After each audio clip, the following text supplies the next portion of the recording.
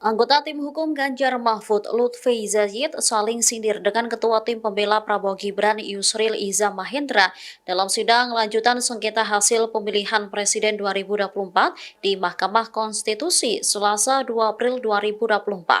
Momen ini terjadi ketika Lutfi mendapat kesempatan untuk bertanya kepada seorang ahli yang ia hadirkan.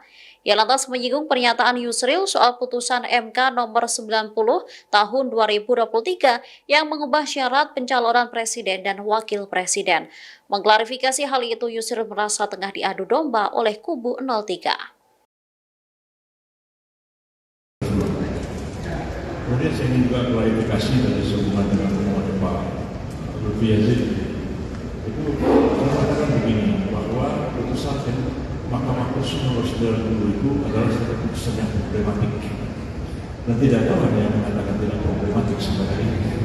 Memang iya dia problematik. Hanya dibawa ke DKPP, diuji lagi 2 kali ke MK, kalau ditolak oleh MK. Dan memang dia problematik. Pada waktu saya mengatakan, seandainya saya menjadi Gibran, mungkin saya tidak akan maju dalam pencalonan karena saya tahu ini problematik. Tapi kalau beliau ingin mengambil keputusan akan maju, saya mau ikuti keputusannya. Dan ditanya pada waktu itu, ada ketua PBB dan partai koalisi akan mencalonkan Pak Gibran. Dikatakan dalam demokrasi itu orang yang kalah akan ikut orang yang menang. Apalagi kami tidak merasa kalah. Karena itu keputusan musyawarah koalisi, karena kami bagian dari koalisi, kami tunduk kepada keputusan koalisi. Jadi bukan seperti yang beliau katakan. Yusril pernah mengatakan, kalau saya Gibran, saya akan minta dia untuk mengatakan. Kan tidak logis. Kalau saya Gibran, saya akan begini. Kalau saya Gibran, saya akan minta dia melakukan ini kan tidak logis semua seperti itu. Jadi saya kira ini clear supaya tidak menjadi persoalan karena bagi kuat baik juga ya, dalam persidangan seorang advokat sepertinya mengganggu domba antara advokat dengan klien tidak pantas untuk diucapkan. Itu tidak etis melakukan hal seperti itu dalam persidangan. Dan persoalan menjadi clear, tidak ada persoalan lagi sejak awal kita sepakat bahwa Pak Gibran itu kita dukung, kita calonkan.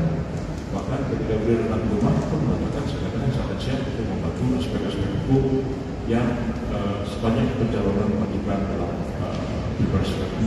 Jadi persoalan seperti itu sebenarnya. Tapi kalau diungkap nanti dalam sidang ini adalah seperti ini.